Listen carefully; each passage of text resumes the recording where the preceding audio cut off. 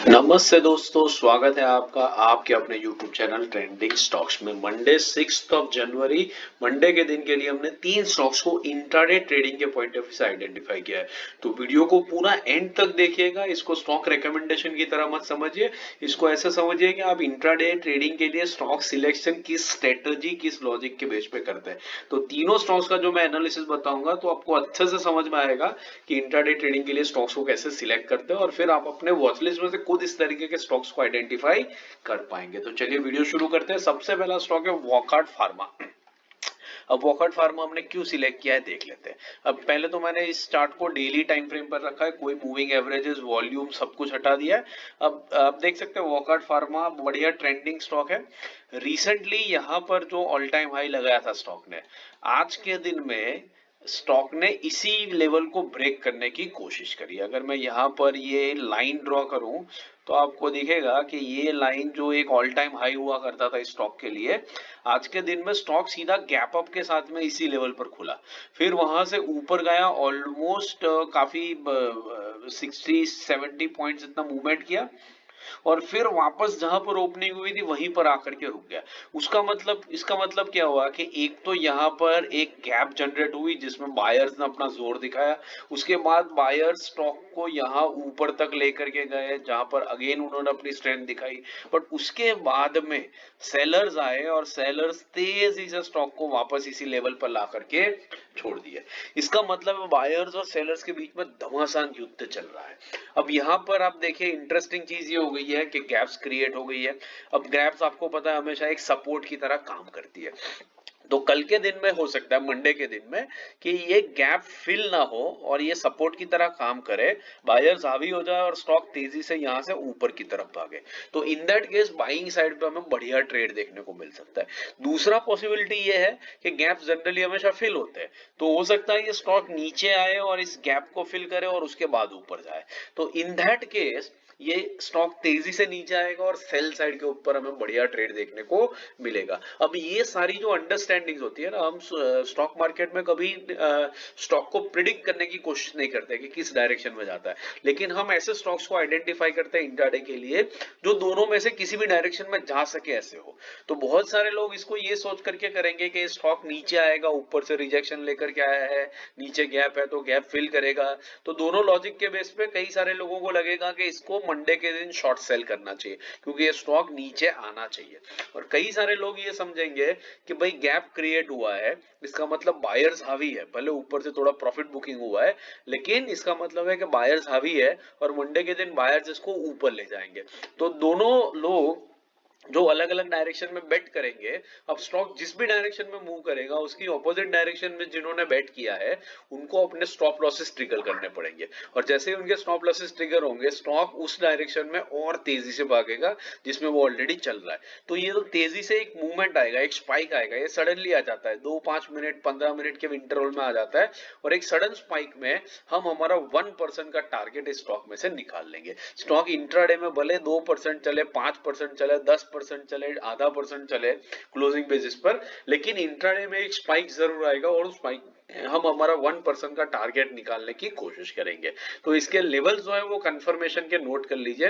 1525 को जब stock cross करेगा, 1519 करंट मार्केट प्राइस है, तो जैसे ही 1525 को क्रॉस करेगा हम 1% का टारगेट लेकर के इस स्टॉक को इंट्राडे में बाइंग करेंगे, और जैसे ही ये 1513 के नीचे निकलेगा हम 1% का टारगेट रख करके इस स्टॉक को इंट्राडे में सेल करेंगे। ₹7 का स्टॉप लॉस रहेगा जिस भी डायरेक्शन में आपने ट्रेड लिया है उस डायरेक्शन में। दूसरा स्टॉक है बंधन बैंक। बंधन बैंक हमने क्यों सिलेक्ट किया है वो देख लेते हैं। अब ये बंधन बैंक का डेली टाइम फ्रेम का चार्ट है, और आप बंधन बैंक में अगर लंबी अवधि में देखेंगे ना तो आपको दिखेगा कि एक डाउन ट्रेंड में ये स्टॉक चल रहा है, लोअर हाई लोअर लो वाला पैटर्न, लोअर हाई लोअर लो का पैटर्न चल रहा है। और इस पैटर्न के तहत अगर आप नजर डालेंगे तो पिछले 2-3 हफ्ते की मूवमेंट में ये जो लेवल है, ये लेवल इस स्टॉक के लिए एक क्रूशियल लेवल बन रहा है।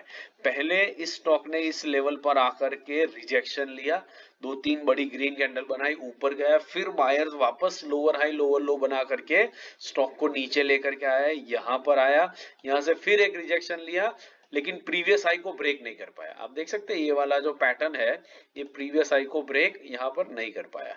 यहां से यहां तक आपको दिखाता हूं, देखिए